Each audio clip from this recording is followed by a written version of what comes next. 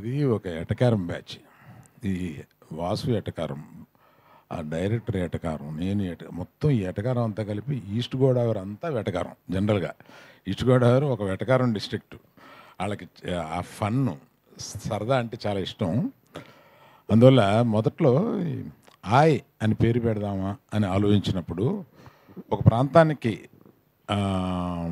ఆగిపోతుందేమో ఆయ్ అనేది, మిగతా ప్రాంతాల్లో తెలియదు కదా అని అంటే మేము కాసేపు కూర్చుని ఆయ్ ఎన్ని రకాలుగా ఉపయోగిస్తారు అని ఒక 20 రకాలు అనుకున్నాం ఆ ప్రాంతంలో.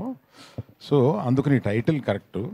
ఫిదా ఫిదా అనేది జనరల్గా ఇక్కడ తెలంగాణలో ఉండే టైటిల్, కానీ ఆంధ్రాలో కూడా సూపర్ హిట్ అయింది. అందువల్ల ప్రాంతానికి టైటిల్ని ఆపొద్దు, అందులో చెప్పే కంటెంట్ని బట్టి అది అంత దూరం వెళ్తుంది అని. సినిమా చాలా సరదాగా ఉండే సినిమా. అంటే ఇవాళ సరదాగా ఉండే సినిమాలు బాగా పే చేస్తున్నాయి కాబట్టి తప్పకుండా ఇది పే చేస్తాను అనుకుంటున్నాను నేను.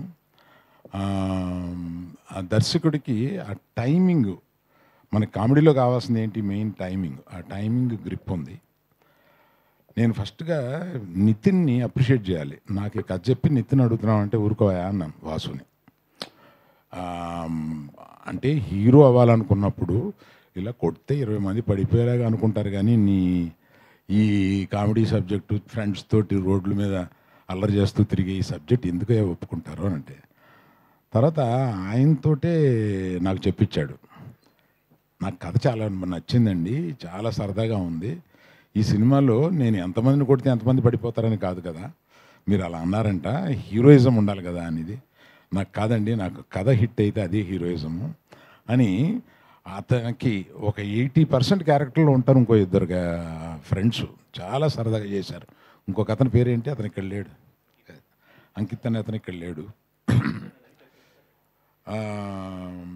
కాకపోతే ఆ సినిమాలో నాకు నేను రష్ చూసినప్పుడు నాకు నచ్చింది ఏంటంటే, మొదట్లో ఏమో తిట్టాను, ఈ సినిమాని ఈస్ట్ గోదావరి వర్షంలోకి తీసుకెళ్ళి సినిమాని తీస్తామండి అన్నారు. అప్పుడెప్పుడో ఆ వర్షం అప్పుడే తీస్తాము, ఇలా తీస్తాం అలా తీస్తామన్నారు. అది సినిమా జరిగి వర్షాలు అయిపోయిన తర్వాత ఎప్పుడో వచ్చింది. అది వచ్చి దాన్ని ప్రతి సీన్కి వర్షం కురిపిస్తూ 1 కోటి చిల్లర వర్షానికి అయ్యిందండి. ఇది వాసు లెక్కలో రాసుకోవాలో మరి డైరెక్టర్ లెక్కలో రాసుకోవాలో తెలియదు. వర్షం వచ్చినప్పుడే వీళ్ళు సీన్లు తీశారు, వర్షం రప్పించారు, ఆర్టిఫిషియల్ వర్షం కురిపించారు, ఇలాగా. కాకపోతే ఫైనల్గా సినిమా చూసినప్పుడు ఆ గ్రీన్స్లోకి వర్షంలోకి మనం తీసుకెళ్ళి మనం తడుస్తున్న ఫీలింగ్ తీసుకొచ్చారు. అందువల్ల నేను కూడా గట్టిగా ఏమనలేకపోతున్నాను. రిలీజ్ తర్వాత చెప్తాను.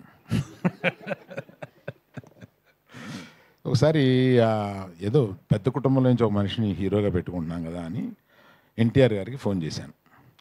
ఫోన్ చేసి ఇలాగా నితిన్ అనుకుంటున్నాము అని అంటే, ఏమండి ఎవరి లైఫ్ ఆడదే, అది మనం సినిమాని ఫస్ట్ డే వరకు ఏదో మన బంధువులనో మనవాళ్ళనో ఇదని చెప్పుకుని తీసుకుని వెళ్తాం. ఆ తర్వాత వాళ్ళు పడే కష్టం, వాళ్ళు చేసే యాక్టింగు, దాన్ని బట్టి వాళ్ళు పైకి వెళ్తారండి. అందుకని మీ కథ బాగుందని చెప్పాడు కనుక చేసేయడమే అండి, ఇవన్నీ పెద్దగా ఆలోచించొద్దు. పెద్దవాళ్ళ కుటుంబంలో నుంచి ఇలాంటి క్యారెక్టర్ ఏమీ లేదు, సినిమా బాగుంటే పర్వాలేదు, బ్రహ్మాండంగా ఆడద్ది, మీరు డెఫినెట్గా మిస్ కానివారు, చెయ్యండి బాగుంటుంది అని అన్నారు. సో ఇది ఇతనిలో ఆ మెరిట్ చాలా ఉంది, చాలా బాగా చేశారు, చాలా ఈజీతో చేశారు ఆయన. అమ్మాయి కూడా, అమ్మాయి ఇక్కడ లేదు, ఇవాళ ఏదో ఎక్కడో షూటింగ్లో ఉందంట, దుబాయ్ పెళ్ళికి వెళ్ళింది. ఆ అమ్మాయి పెళ్ళా?